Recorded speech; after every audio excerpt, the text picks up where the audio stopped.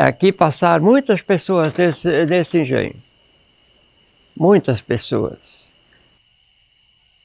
A família do meu pai trabalhou tudo aqui dentro. Eu era pequeno ainda, quando foi começado o engenho. Era muito difícil. A gente de noite, na hora de descansar, ainda estava trabalhando no engenho, moendo cana. Naquela época era tudo à mão. Tudo à mão.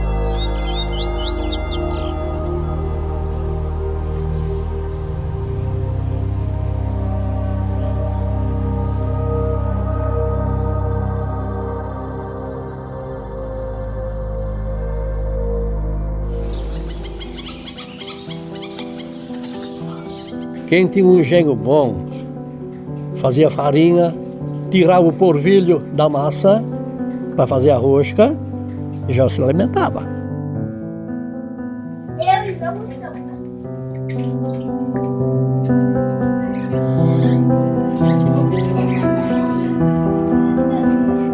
Hoje tu vai no mercado, tu compra tudo, tu compra uma cebola, compra uma alface, compra tudo, né? A carne, o restaurante, tu vai comprar comida pronta, compra uma pizza, mas antigamente não tinha nada, ou tu fazia ou tu não comia, né, cara? Tinha alegria aqui dentro. Eu tenho saudades do engenho.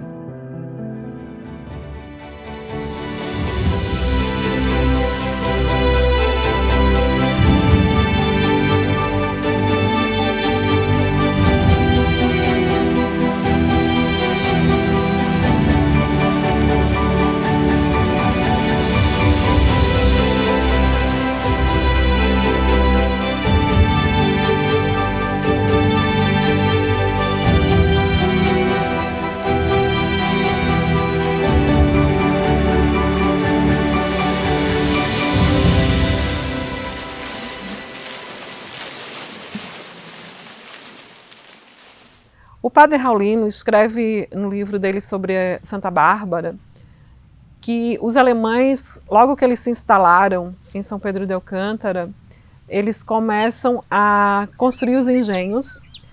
Todo o movimento do engenho que era feito por bois ou pela mão de obra escrava, eles vão construir engenhos que eram movidos a água, a roda d'água. A utilização da energia da água teria sido um dos motivos que os colonos desceram essa Serra do Pai João em direção aqui seguindo, né, os rios do Louro, e aí o Rio do Louro, o Maruim e o Biguaçu, foi onde eles foram se instalando e construindo esses engenhos.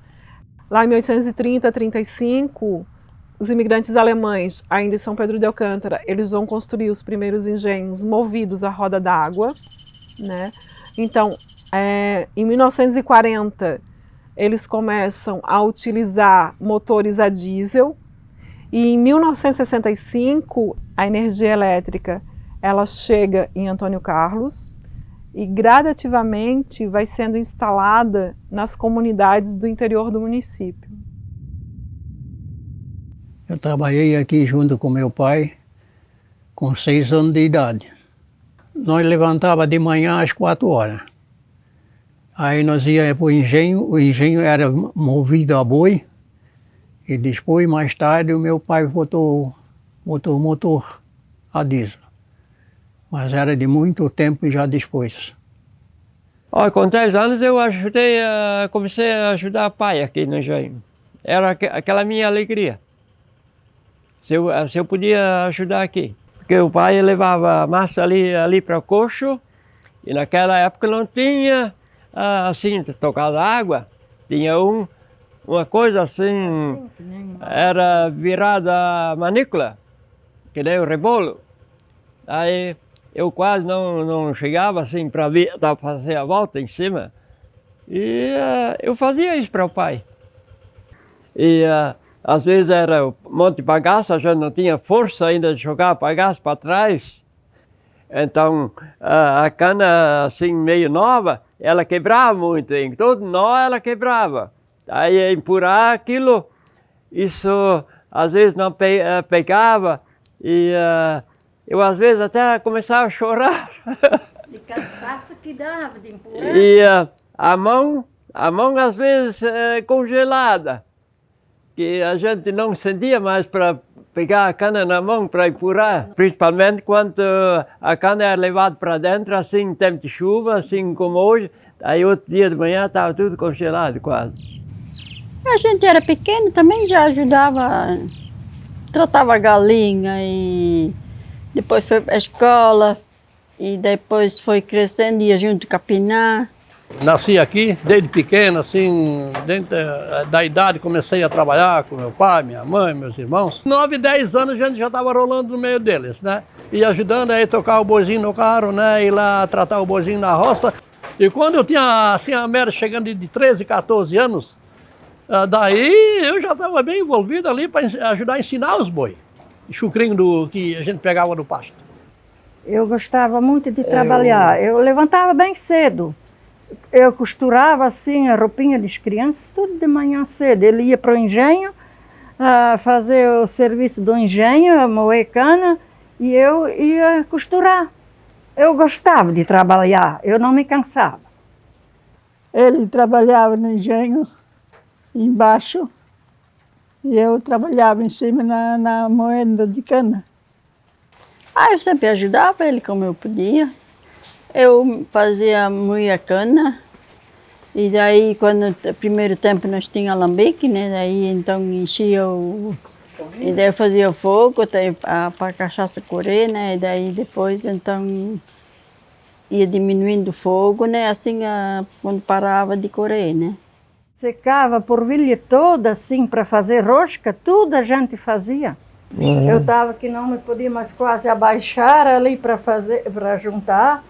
Daí ainda estava, o Egídio nasceu ainda naqueles dias. E as crianças a gente levava aqui, tinha uma caminha, a gente sentava as crianças dentro. Daí eles ficavam brincando, dava uns brinquedinhos para eles. E quando eles já foram crescendo, um já cuidava do outro e assim foi indo. O Dionísio não tinha nem 4 anos, nós tínhamos 4 filhos. Irmã Luzia Gapinhava e Violino já nasceu. Era difícil sim, mas a gente era novo, a gente tinha essa garra, a gente tem que fazer o serviço.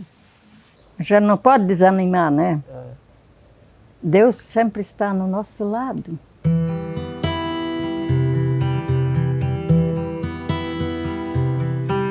Eu de 10, 12 anos eu trabalhava toda a vida, ajudava o meu pai, trabalhava a maioria já. Naquele tempo eu trabalhava seguindo no engenho, não?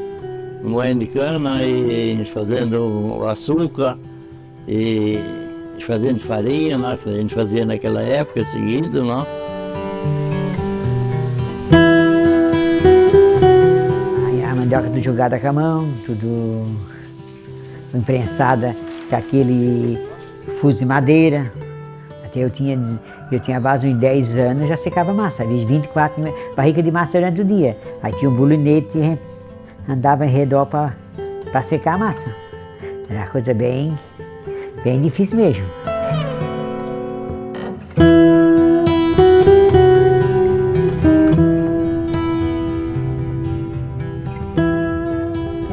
tinha luz. A luz era aquela luz de querosene. Uma estava em cima da fornalha, outra estava ali na cabeceira da moenda, para iluminar o engenho todo. Quando vocês começaram aqui a trabalhar, quando tinha a guerra, daí foi fechado de comprar querosene, só que conseguia mais uma garrafinha, um biguaçu. E aqui no engenho, para trabalhar direito, aqui tinha que ter ao mínimo 3 luzes. 3 luzes de querosene, gastava assim por dia ou 2 dias, e uma garrafa de querosene. Isso ali tinha dias que a gente trabalhava 14 a 6 horas. Só descansavam assim dentro da refeição e durante a noite, umas 7, 8 horas só, mais nada. O resto era batendo, trabalhando. E aí nós tínhamos que moer a cana primeiro para depois nós ir para a roça. Quando amanhecia o dia, nós tínhamos que ter a guarapa pronta para botar no forno. Nós aqui fazia 3 ou 4 fornadas de açúcar por dia. Só na segunda-feira ele não fazia 4, só fazia 3, porque ele não moía de noite. Domingo à noite ele não moía cana. Trabalhando de noite, né, de madrugada e tudo para a gente poder dar conta do serviço, não? Às vezes, às 2 horas, eu já estava lá para cima carregando lenha e trazia para casa, às vezes, 3, 4 carats de lenha. Eu botava aqui no engenho, de madrugada. Ou senão eu ia buscar uma cara de cana que estava na roça pronto. Eu moía a cana, aí ela era botada na fermentação. E a fermentação ficava mais ou menos umas 30, 36 horas fermentando. E daí aí o vinho era passado para o alambique. E daí botava fogo debaixo do alambique. E aí saía o vapor por cima e saía a cachaça. O pai, quando tinha o fornado pronto, ele vinha chamar eu e os 2 guris mais velhos. O forno do melado, e daí fica fervendo ali umas 5 horas até se tornar o melado. Isso tinha que ser coado quando era quente do forno. Assim, quando ele tirou, quando ele estava pouquinho frio, já não corria mais, não passava mais no pano. na hora, quente. Eu fazia bastante farinha. Quando chegava nessa época, o Vicente vinha aqui para eu moer cana para ele. Eu ainda estava fazendo farinha, não? Eu moí muita cana para o Vicente, aí para o Chico Schmidt também, o Candico também moí bastante também, não?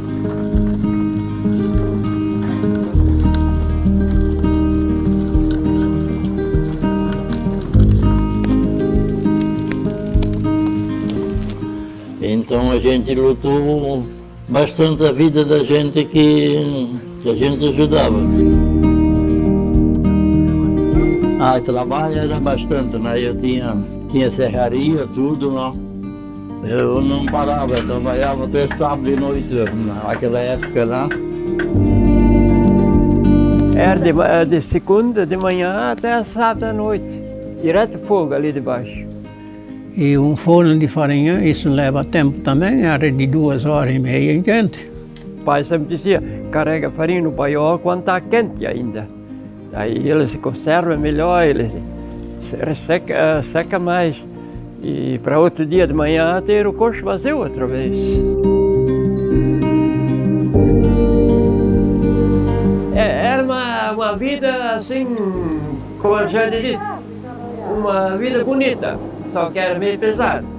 Seja chovendo, seja o que for. Plástico não tinha para passar por cima. Era um saco de linhagem.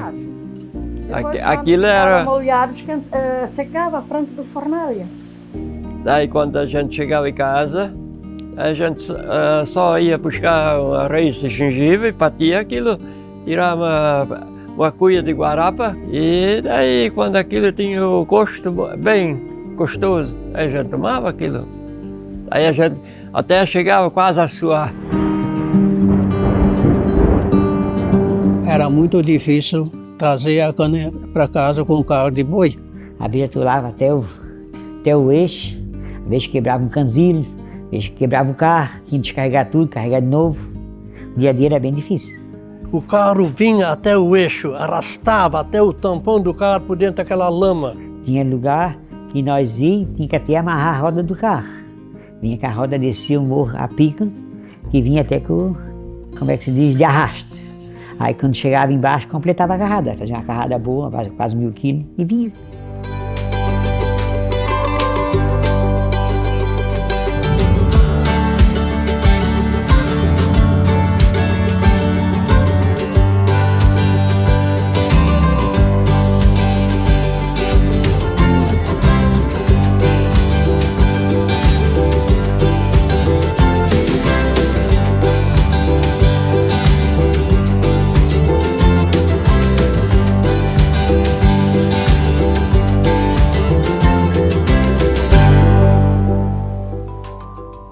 Segundo Raulino Reitz, no livro sobre Santa Bárbara, o imigrante alemão João Ludwig, que era carpinteiro, foi o primeiro a construir um engenho movido a água.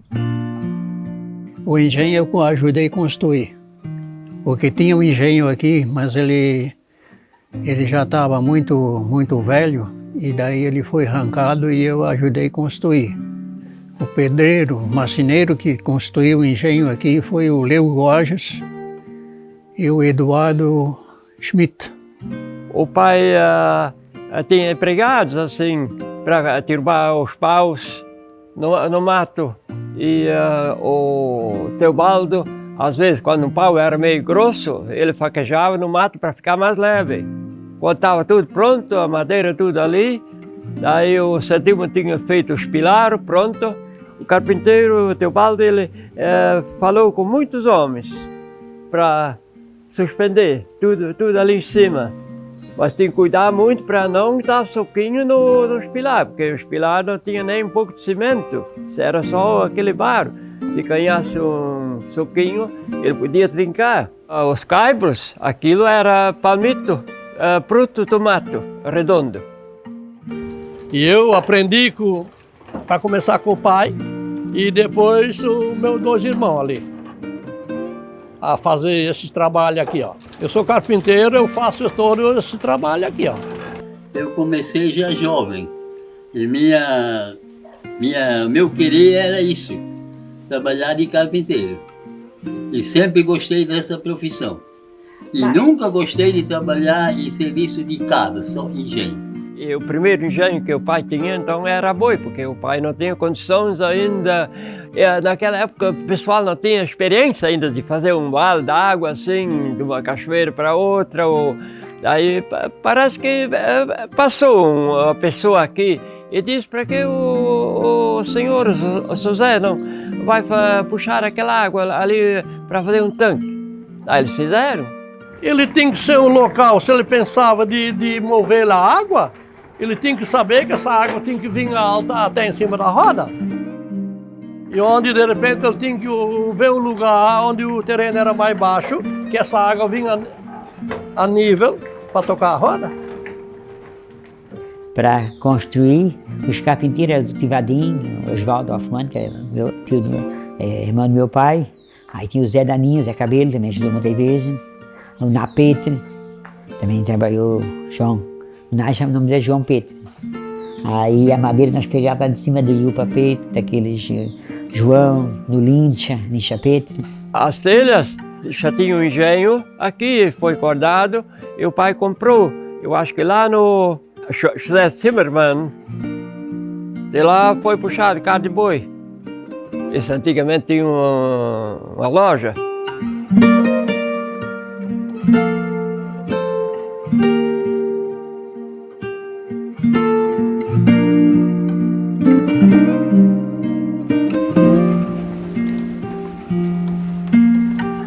Isso tem que ser uma igual à outra, como seja da fundição.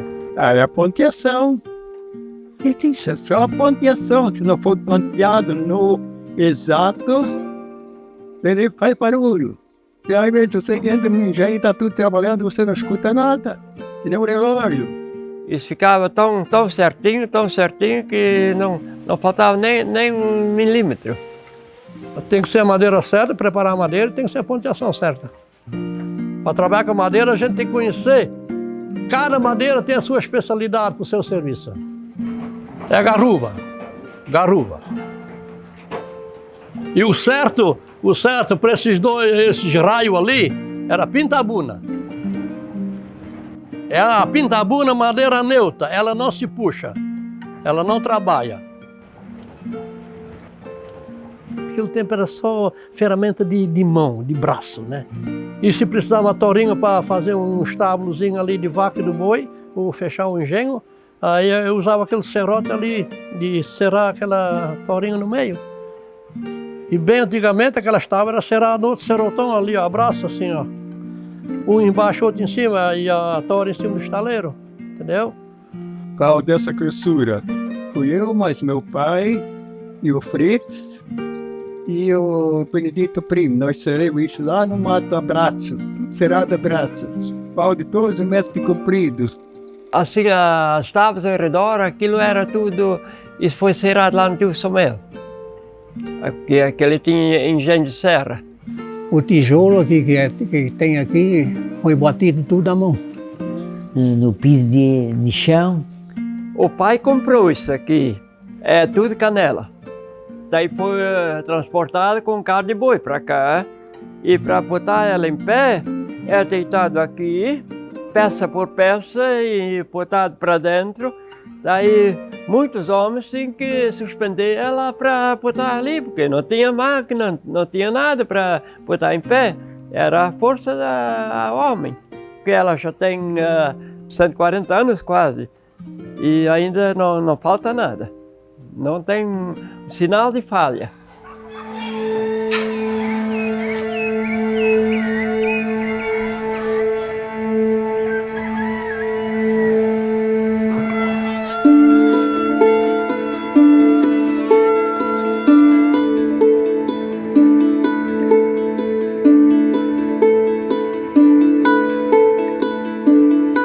Carregava mandioca em balaio pesado, pegava enchia vai, estava nas costas, despejava no carro de boi, até encher a carrada. Quem não tinha uma junta de boi boa, aquele não conseguia se manter. O boi tem que ser bom, um tamanho exato, não podia ser um boi fraco também. O boi tem que ser bem tratado, senão não aguentava. Isso é difícil. Pois é. Quantos balaios de aipim a gente encheu? Eu fazia também muito balaio. Eu sei fazer. O balaio era um tipo de mambu taquara, se chamava, no mato. A gente ia buscar, assim, antes de entrar a farinhada, uns 2, 3 molos para fazer balaio. Daí a gente fazia assim de manhã, ou dia de chuva, aqui no engenho. Agora, fazer um tipitim de imprensar a massa para a farinha, aquilo é difícil, tá? Aquilo eu não sei fazer.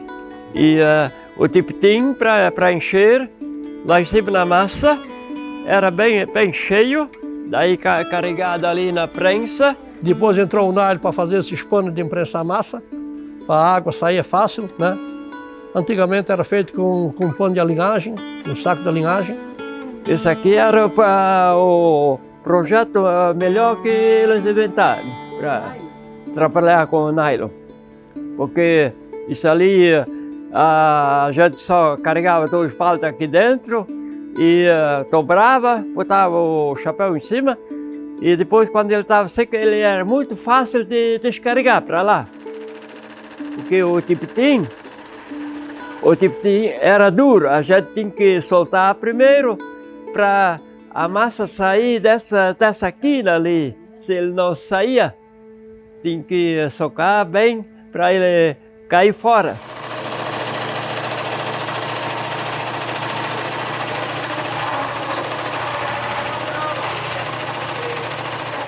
Essa moenda aqui, eu passei quase a minha vida. Eu trabalhei, se pode dizer, quando eu tinha uns 15 anos, daí o pai entregou o engenho para mim.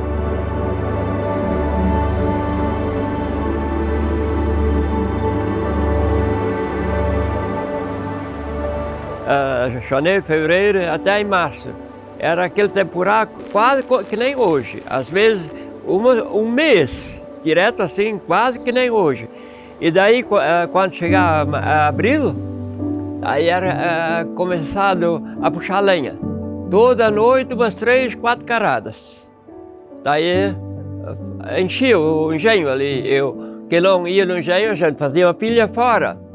E onde precisava ter lenha para fazer a comida dentro de casa, que gás não tinha,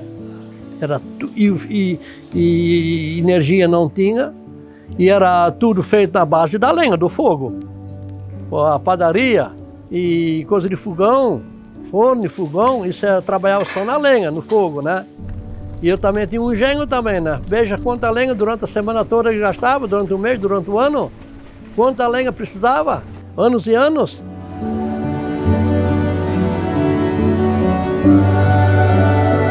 Até vinha vizinhos para buscar bagaço para acender o fogo dentro do forno para fazer pão.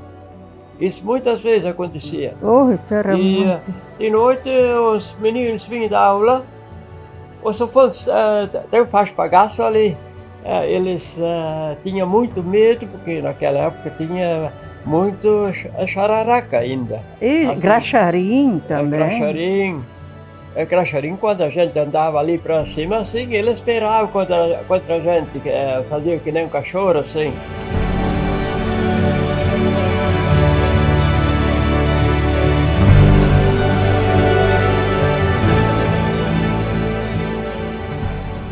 Essa canga de 45 puxou a madeira da casa também, depois do engenho, essa canga aqui.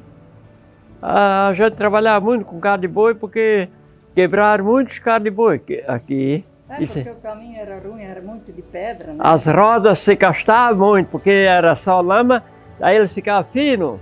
Esse aqui o Leopoldo Leite fez. E negócio de fazer carne de boi eu também às vezes não dava conta. E o pessoal vinha para fazer, que precisava de um carro de boi e a gente não tinha pronto, não? Então tudo isso era a luta da gente, não?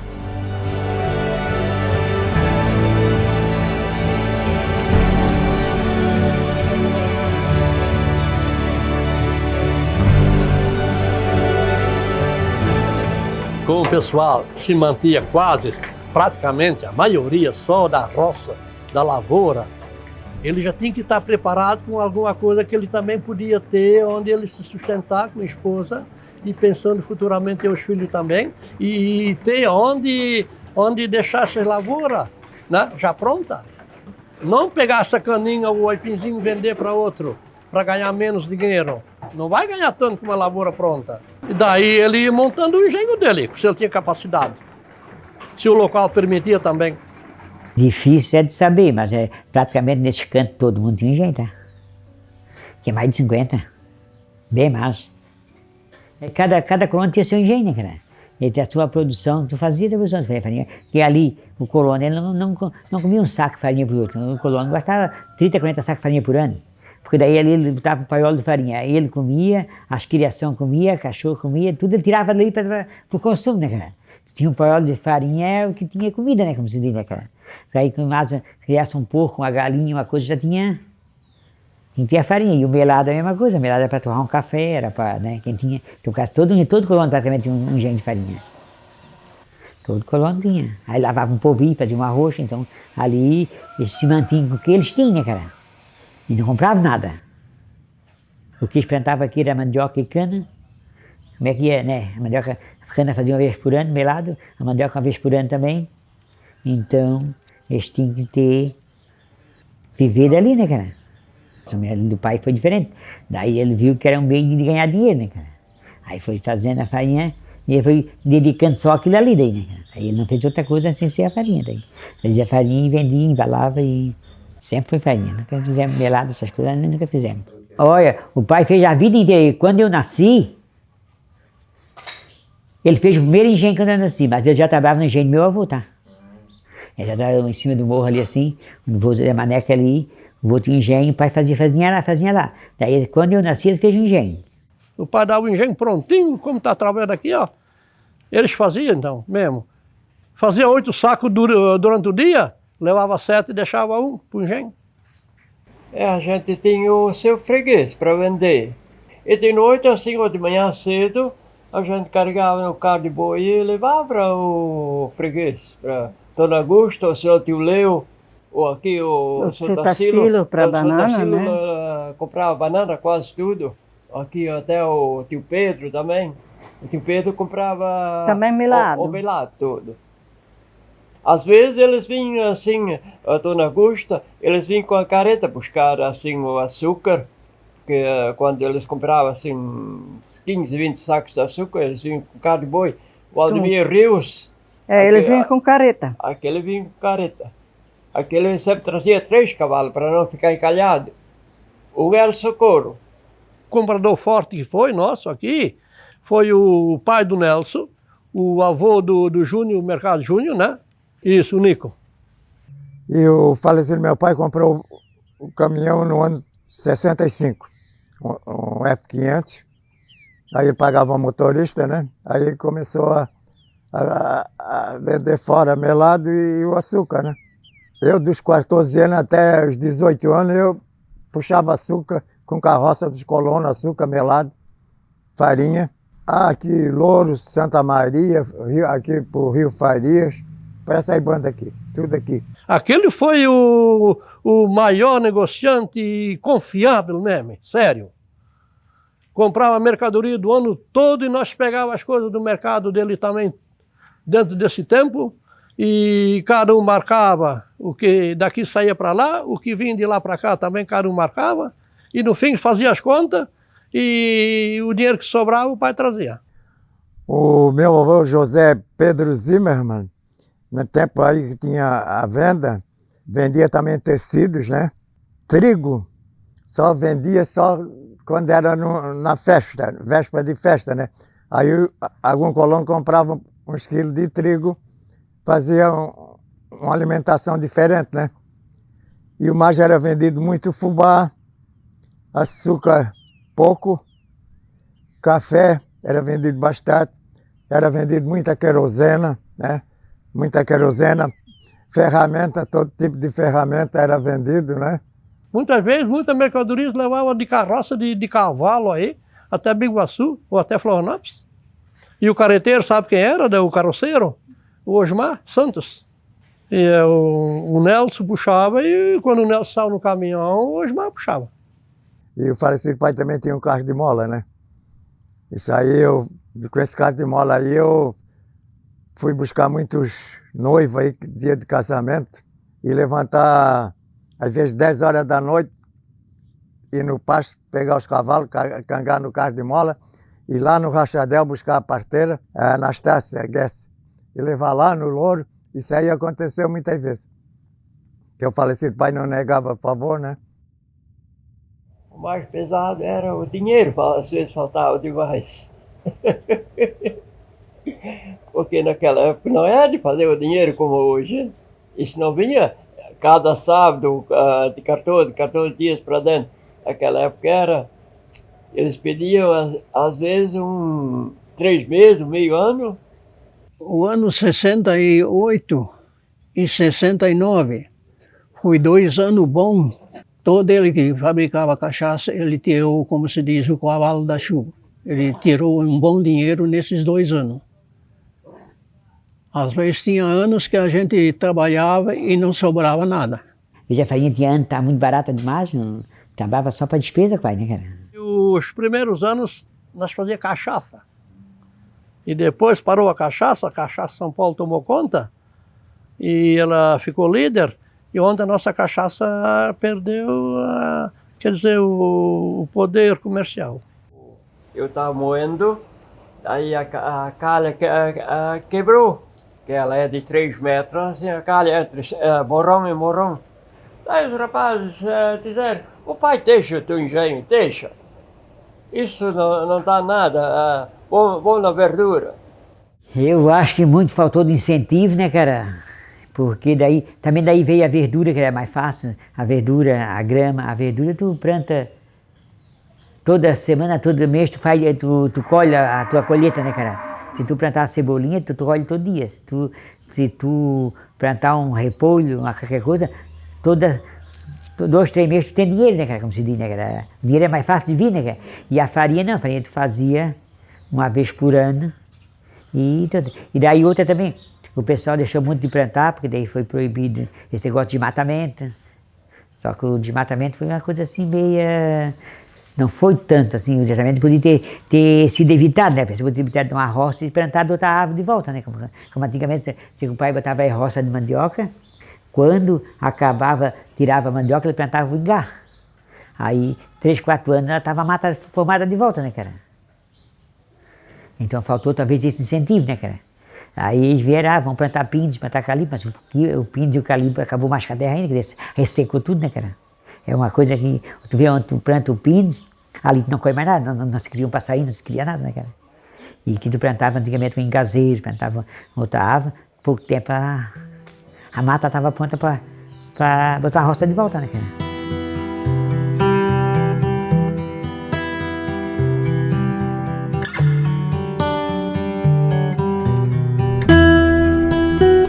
Às vezes não tinha uma comida para fazer, arrancavam um pé de aipim, faziam um aipim cozido, um melado, né? Faziam um meladinho e uma batata doce, matava uma galinha, dava um pedacinho para cada um, né?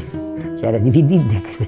Botava batata doce assim na frente da boca do forno, aquilo assava ali. Um pinhão botava no fogo e saltava para cima, cara. Tudo, até uma tripinha de porco assada no espeto, né, cara? Tudo era bom.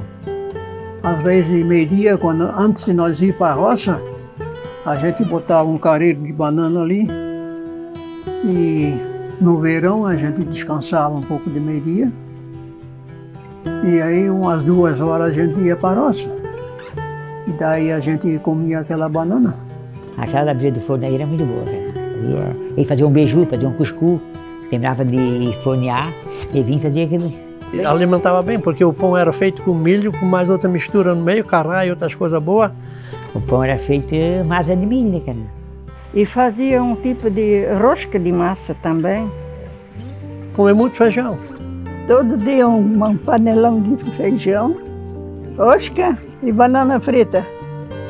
Só que o pai descia, comprava um peixinho, um pedacinho de peixe, assadinho na brasa, né? Matava o porco, assava a carne toda, botava dentro da banha, aí tinha carne para 2, 3 meses ali, né? Carapa eu tomava, eu tinha a cuia de chifre, que a carapa alimenta muito. Era o melado, era o açúcar mascável, era farinha e era o polvilho, e beiju, e cuscuz, e tapioca. Olha, do engenho se colhe muita coisa para comer.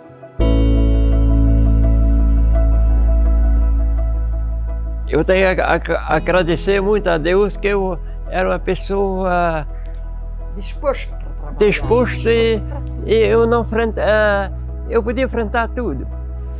Eu gostava muito de trabalhar com meu pai e fazer o açúcar. Olha, eu era um rapazinho de 6, 7 anos, eu já estava aqui em volta do pai, aqui no engenho, que eu gostava de ver ele trabalhar aqui no engenho. Dá uma lembrança, dá uma saudade daquele tempo, cara. Às vezes está assim no pensamento e a gente escuta ainda.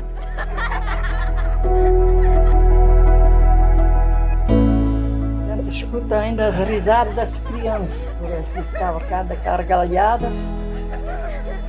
Olha, eu me sinto muito feliz porque eu tinha o pensamento para cuidar dessa obra que o pai construiu. Porque se eu relaxasse, hoje estava tudo no chão, não tinha mais nada. E assim a gente sempre... Tem uma hora que a gente vai aqui no engenho, faz uma coisa aqui, vem uma pessoa de fora, vamos ver o engenho. Daí a gente se alegra, a gente se sente muito feliz.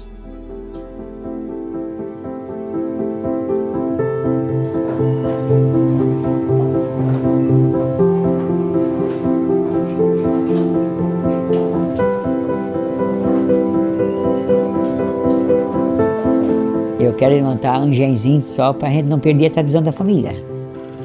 Engenhozinho pequenininho, para o pessoal ver como é que se faz uma farinha, né? Porque tem a maior parte dessa criançada nova, o pessoal novo não sabe como se faz uma farinha, né, cara?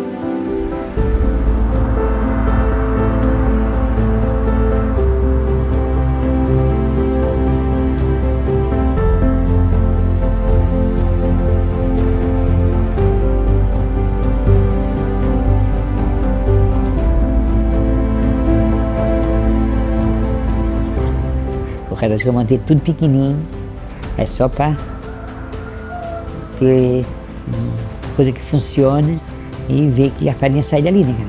Mas tudo mais manual, tá? Mas é coisa para saber como é que o trabalho que dá, né? Peneirar a farinha à mão, botar a mandioca na rapadura com a mão, tirar a mandioca que sai da rapadura, botar no sempador com a mão, puxar a prensa com a mão, tudo para o pessoal ver o trabalho que é, não é sacanear com a mão, para ver que o trabalho que era, né? Não fazer uma coisa, peneira sozinha. A gente quer, para a pessoa ver como o negócio era difícil, né?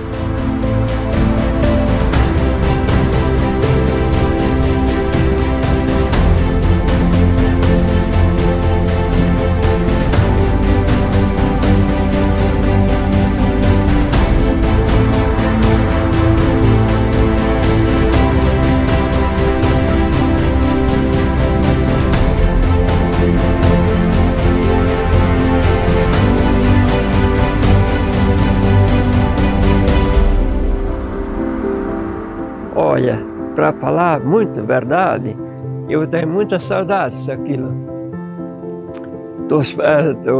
As minhas juntas de boi que eu tinha e do carro de boi.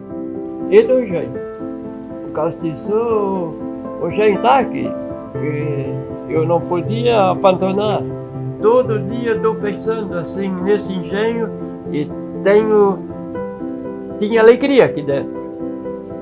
Eu tenho saudades do engenho.